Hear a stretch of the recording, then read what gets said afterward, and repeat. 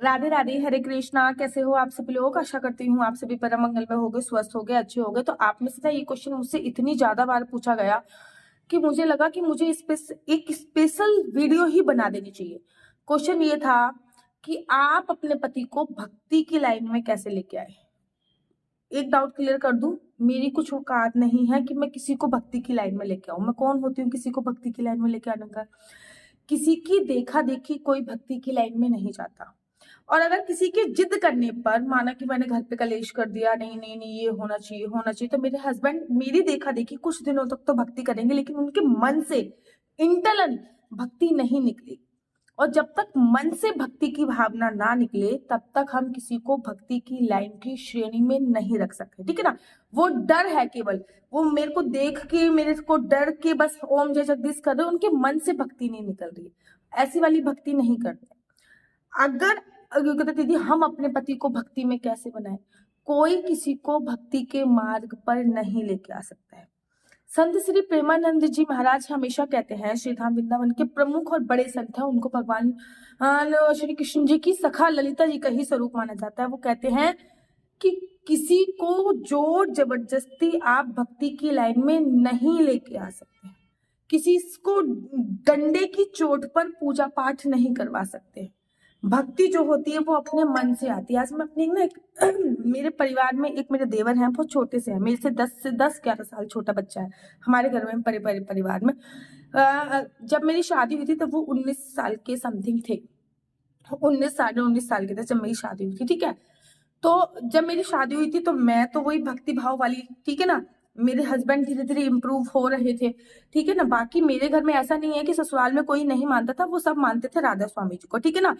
अब जब भी मैं अपने हस्बैंड से कहती थी जैसे कि सफेद दूध पी के बहाने, मैं केवल कुछ कुछ नियम उनको बताती थी, फॉलो करना ना करना उनके ऊपर निर्भर करता। मैंने कभी उनको जिद नहीं करी कि आप एकादशी का व्रत रखो या मत रखो, मैंने कभी नहीं बोला।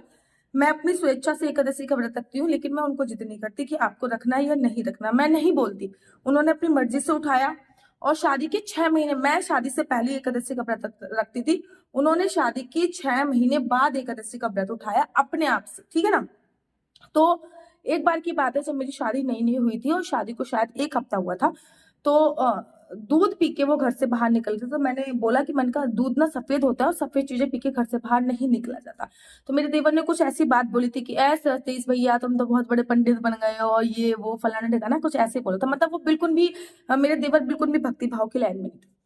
रिसेंटली अभी 2.5 से 3 साल से मैं उनको नोटिस कर रही हूँ लगातार, ठीक है ना। 2.5 से 3 साल से मैं उनको नोटिस कर रही हूँ। वो खाटू श्याम जाना मेरे देवर जी ने स्टार्ट किया, वो खाटू श्याम गए। उसके बाद उन्होंने ना इम्प्रूवमेंट उनमें और भी आया, और उन्होंने अपने आप ही तिलक लगाना स्टार्ट कर दिया, ठीक है ना। देखो इसमें ना तो अभी उनकी शादी हुई है, ऐसा नहीं कि वो अपनी बीवी के डंडे के भरोसे कर रहे हैं, ना ही उनको ऐसा कि उनकी मम्मा से उनको मिला हो या फिर उनके पापा से उनको मिला हो भक्ति की लाइन, ऐसा नहीं है। उनके मन से ये चीज इच्छा निकल के आई, ठीक है ना। बहुत लंबा सा तिलक लगाना चालू कर दिया। अब जब भी कभी मेरी बात होती थी तो पहले वो नमस्ते करते थे, अब उन्होंने सिंपल सा एक वर्ड बोलना चालू किया, जय बाबा की भाभी, ठीक है। सिया भी नहीं हुई थी उससे पहले की उन्होंने ये चीज बोलने वाले कहे जय बाबा की। धीरे धीरे उन्होंने अपने आप, मेरे देवर ने, मेरे पति की बात तो छोड़ो आप, मेरे देवर ने अपने आप ही एकादशी का व्रत रखना चालू कर दिया। अपने आप ही मेरे पूरे परिवार में एकादशी का व्रत कोई नहीं रखता, ना मेरे ससुर जी रखते हैं, ना मेरी सास रखती है, मैं ही रखती हूँ। और मैं उन लोगों से बहुत दूर रहती हूँ, ठीक है। मैं तो शादी से पहले ही रखती हूँ, और 6 महीने के बाद शादी के मेरे हस्बैंड ने भी रखना चालू कर दिया। और हम लोग परिवार से बहुत दूर पुणे में रहते हैं, मेरा परिवार गाँव में रहता है। तो उन्होंने एकादशी का व्रत रखना मेरे देवर जी ने धीरे धीरे चालू कर दिया। इस बार धीरे धीरे करके मैं उनको इम्प्रूवमेंट देखती थी, उन्होंने तिलक लगाना चालू किया, ठीक है ना। अब वो खाटू श्याम जाना चालू कर दिया उन्होंने। इस बार जब मैंने अपने देवर को देखा ना, उनमें इतना सारा चेंज आया था ना, इतना सारा चेंज आया था कि मुझे अपने हस्बैंड को बोलना पड़ा कि इनसे कुछ सीखो। और मैं इतनी पूजा पाठ करने वाली लड़की, मुझे भी उनसे कुछ ना कुछ सीखने को मिला। सोचो, जो बच्चा बिल्कुल भी पूजा पाठ में यकीन नहीं करता था जो बच्चा, उसका भाई अगर थोड़ा सा भी पूजा पाठ कर लेता था तो वो बच्चा उसका मजाक उड़ाता था। आज वो बच्चा इतनी अच्छी तरीके से पूजा पाठ, मैं ये नहीं कह रही कि घंटों बैठ के वो माला जाप कर रहे हैं या फिर बाबा जी बन गए। उन्होंने अपने जीवन में इतने सारे चेंज लेके आए। क्या क्या चेंज लेके आए वो मैं आपको बताती हूँ। इस बार जब मैंने उनको देखा, जब मैं उनके शोरूम पे गई ही, तो मैंने देखा कि उन्होंने खाटू श्याम जी की तस्वीर रखी हुई है अपने जैसे कि मंदिर बनाते हैं ना, मंदिर में उसके बगल में खाटू श्याम की तस्वीर रखना कोई बड़ी बात नहीं, सभी लोग रखते हैं। उसके बगल में उन्होंने एक तुलसी का पौधा लगाया हुआ है। ये बात मुझे बहुत अच्छी लगी। अर्थात भगवान श्री कृष्ण जी को बिना तुलसी के भगवान श्री कृष्ण जी भोग ग्रहण नहीं करते।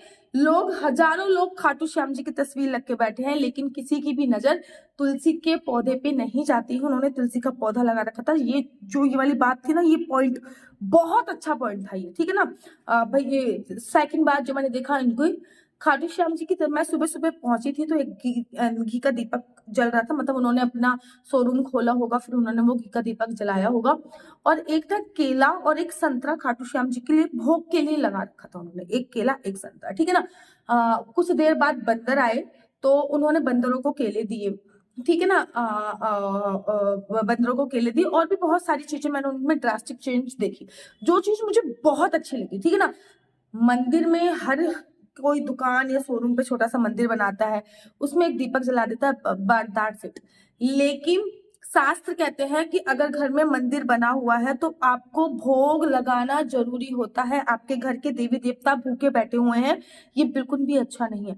ये चीज मुझे बहुत अच्छी लगी कि उन्होंने फल स्वरूप ही भोग बना रखा है, लेकिन उन्होंने भोग दे रखा है। सेकंड चीज जो मुझे बहुत अच्छी लगी, शाम को जब मैं अपने देवर के साथ एक शादी में गई थी, तब मैंने देखा कि उन्होंने अपना शोरूम बंद किया और शोरूम बंद करने के बाद उन्होंने बंद करने से पहले ही शाम के समय अपने जो शोरूम है या फिर घर है जो, उसके घर के बाहर 2 दीपक जला रखे हैं। ये मैं कब से, ये चीज मैं कब से जलाती आ रही हूँ, बहुत टाइम से, लेकिन पहली बार मैंने अपने देवर के उसमें देखा कि उन्होंने 2 दीपक जला रखे हैं, जो कि बहुत अच्छा था। और वो ना अपना शोरूम बंद करके कुछ बिस्किट तोड़ रहे थे और रात्रि के 8, साढ़े 8, 9 बजे का टाइम था ये वाला। तो मेरे हस्बैंड ने पूछा उनसे, ये बिस्किट क्यों तोड़ रहा है, या फिर किसी ने पूछा कि बिस्किट क्यों तोड़ रहा है, तो उन्होंने कहा कि रात को 10 बजे दूसरे कुत्तों की शिफ्ट आती है। मतलब रात के कुत्ते अलग हैं और दिन के कुत्ते अलग है। दिन वाले कुत्तों को वो सुबह सुबह खाना दे देते हैं 8, साढ़े 8, 9 बजे के आसपास। रात वाले जो कुत्ते आते हैं 10, साढ़े 10, उनके लिए वो लोग बिस्किट तोड़ रहे थे, ठीक है ना। ये मुझे इतनी एक्सीलेंट बात लगी, इतनी एक्सीलेंट बात लगी। ये तो फिर भी कुछ भी नहीं था। जब उनके लंच बॉक्स में हम लोग गाँव से खाना पैक करके देते थे ना, तो उनके लंच बॉक्स में आज तक ये चीज मेरे हस्बैंड ने नहीं करी है जो मेरे देवर ने करी। जब उनका टिप्पण खोलोगे ना तो उसमें 10 रुपए मिलेंगे, कभी 20 रुपए मिलेंगे, कभी 50 रुपए मिलेंगे। मतलब जिस लंच बॉक्स में उनको खाना दिया जाता है, उनकी माता जी खाना देती है, मतलब मेरी सास खाना देती है, या फिर जब मैं पहुंच जाती तो मैं खाना देती हूँ, या फिर मेरी नंद पहुंच जाती तो वो खाना पैकेट, उस लंच बॉक्स में आपको पैसे जरूर और जरूर डालते। जब मेरी इस बारे में उनसे बात हुई ही, जब मम्मी ने मुझे बताया कि राजन ना हमेशा ऐसे ही करते हैं कि लंच बॉक्स को अभी खाली नहीं लेके आते, मुझे इतना लिटरली इतना अच्छा लगा, इतना अच्छा लगा। मुझे आप ये बताओ, उनकी ना अभी शादी हुई है, ना ही मेरा ससुराल का बैकग्राउंड ऐसा है कि जो बहुत पूजा पाठ वाला हो, कि हमेशा पूजा पाठ वाला हो। मेरे ससुराल का बैकग्राउंड ऐसा नहीं है। उन्होंने घड़ी भी पहन रखी थी और मैंने बोला कि राजन भैया इस बार मैं आपको ला के ना अपने हस्बैंड की घड़ी दूंगी, क्योंकि वो घड़ी पहनते नहीं, ऐसी रखी हुई, जबकि घड़ी पहनना बहुत अच्छा होता। तो उन्होंने एक चीज और वर्डिंग में बोली कि भैया घड़ी पहननी चाहिए, अगर आप घड़ी नहीं पहनते तो आपका वक्त आपके साथ नहीं चलता। नंबरोलॉजी के अनुसार ये बात बहुत ज्यादा मुद्दे वाली बात थी, ठीक है। तो बहुत सारी चीजें थी जो बहुत ही अच्छी अच्छी थी। अब मुझे आप ये बताओ, ना मेरे ससुराल का बैकग्राउंड इतना पूजा पाठ वाला, ना ही उनकी शादी हुई कि बीबी ने आके उनको डंडा कर दिया कि करो पूजा करो पूजा करो बजे। इनफैक्ट वो लड़का तो इतना सीख गया कि वो अपनी बीबी को पूजा पाठ सिखा दे, ठीक है। तो पूजा पाठ एक ऐसी चीज है, अंदर से जब हमारी भावनाएं जागृत होती है ना, हम दूसरों की देखा देखी अपने घर के मुख्य द्वार पे 2 दीपक जला सकते हैं, लेकिन वो केवल कुछ ही दिन के लिए। मैंने ना लोगों के घर के मुख्य द्वार पे लोगों ने दीपक जलाने चालू कर दिए, लेकिन इतने धूल वाले वो दीपक रह जाते हैं, उठाते ही नहीं है, इतने धूल वाले रह जाते हैं, इतने धूल रहते हैं कि वो पॉजिटिव एनर्जी की जगह नेगेटिव एनर्जी देना चाहिए। किसी की देखा देखी आप एकादशी का व्रत स्टार्ट कर सकते हो, लेकिन कुछ दिनों के बाद वो एकादशी का व्रत आपका खुद ही पर खुद छूट जाएगा। तो किसी की देखा देखी पूजा नहीं की जा सकती। मेरे हस्बैंड को किसने सिखाया? उनके मेरे किसी ने नहीं सिखाया, उनके अंदर से भावना आई। ठीक इसी प्रकार से मेरे देवर को किसी ने नहीं सिखाया, ना फैमिली बैकग्राउंड से उनको सीखने को मिला, ना पत्नी ने आके भी कोई डंडा करा। उनके अंदर से ये भावना निकल कर आई और उन्होंने ये कार्य करना प्रारंभ किया। अंदर से ये भावना निकल के आई। लोगों का घर बनता है ना, तो जैसे कि वो अपना घर बनवा रहे हैं, ठीक है ना, लोगों का घर बनता है तो लोग काले मुंह वाला कुत्ता पुत्ता बुरी नजर का जो होता है वो लगा देते हैं। उन्होंने पंचमुखी हनुमान जी लगा रखे, ठीक है ना, पंचमुखी हनुमान जी। पूरा घर उन्होंने वास्तु के अकॉर्डिंग बनाया है। इस अकॉर्डिंग बनाया कि कौन सी डायरेक्शन में घर सुंदर बनेगा, क्या डिजाइन बना दो घर सुंदर बनेगा। वो लड़का जो कभी बिल्कुल, जब उसके भैया थोड़ा सा भी कुछ करते थे तो वो बिल्कुल लैग पुलिंग करता था, आज वो लड़का इतनी पूजा पाठ कर रहा है। सोचो उसकी धर्म पत्नी आएगी तो वो अपनी पत्नी को भी पूजा पाठ सिखा। तो कोई किसी को भक्ति की लाइन में नहीं लेके आता बच्चों। भक्ति की लाइन में हम खुद ही आते हैं जब हमारे अंदर आत्मा जागृत हो जाती है। अगर मैं ज्योतिष की भाषा में बात करूँ ना, तो ज्योतिष की भाषा में जब हमारा केतु एक्टिव होता है तब हम अध्यात्म की तरफ जाते हैं। केतु एक्टिव कैसे होता है? केतु एक्टिव आपका तभी होगा जब आप दूसरों को देख के जलना बंद करोगे, तब आपका केतु एक्टिव होता है। मतलब जलन की भावना जो होती है ना कि भैया ये तो इतना सक्सेसफुल हो गया, इसका तो इतना सब कुछ है, हमारा कुछ क्यों नहीं है, हमारा भला कब होगा, दूसरों को देखना जलना बंद कीजिए, तब आपका केतु एक्टिव होएगा। दूसरी बात, बहुत ज्यादा किसी की निंदा चुगली करने से भी आपका केतु एक्टिव नहीं होता। तो जब आपका केतु एक्टिव होएगा ना, तब आप अध्यात्म की लाइन में आ पाओगे। और कहते हैं जब हमारे जन्मों जन्मांतर के जो पाप क्षीण हो जाते हैं, तब हम भक्ति की मार्ग पर अग्रसर हो पाते हैं। हद नहीं तो ना लोग ना बुढ़ापे पे जाके अपनी भक्ति की मार्ग, अब हमारे जीवन में कुछ नहीं बचा तो अब भक्ति कर लो। अरे भगवान भी कहते हैं भाई कुछ नहीं बचा तो तू मेरे पास आ जा। जिस नोट को सबने ठुकरा दिया वो नोट भगवान के दरबार में चढ़ जाता है। जब आपकी पूरी बॉडी में कुछ नहीं बचा तब आप पूजा पाठ कर रहे हो। नहीं, बच्चा जब छोटा होता है ना तब से उसको भक्ति की लाइन में जब वो जाता है तो भगवान खुले हाथों से स्वागत करते हैं।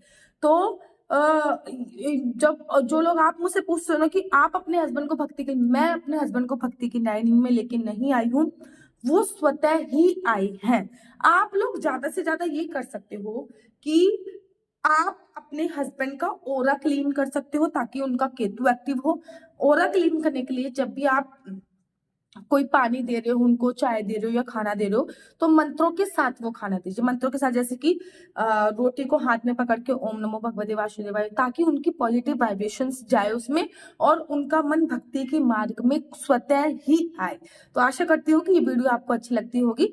अगर आपको मेरी वीडियो अच्छी लगती है तो आप अपना यूट्यूब चैनल हरि बोल को लाइक शेयर सब्सक्राइब करना बिल्कुल भी मत भूलिए। मेरा नंबर है 429202565। मैं दोबारा से रिपीट करूंगी, 429202565। आपका बच्चा जॉब करेगा या बिजनेस करेगा तो किस फील्ड में बिजनेस करेगा, जॉब करेगा तो किस सेक्टर में जॉब करेगा, आपका लकी नंबर क्या है, लकी कलर क्या है, ये सभी जानकारी आप मेरे से कुंडली के माध्यम से प्राप्त कर सकते हैं। लेकिन याद रखिए कुंडली दिखाना बिल्कुल भी फ्री नहीं है, कुंडली दिखाने के थोड़े से चार्जेस हैं।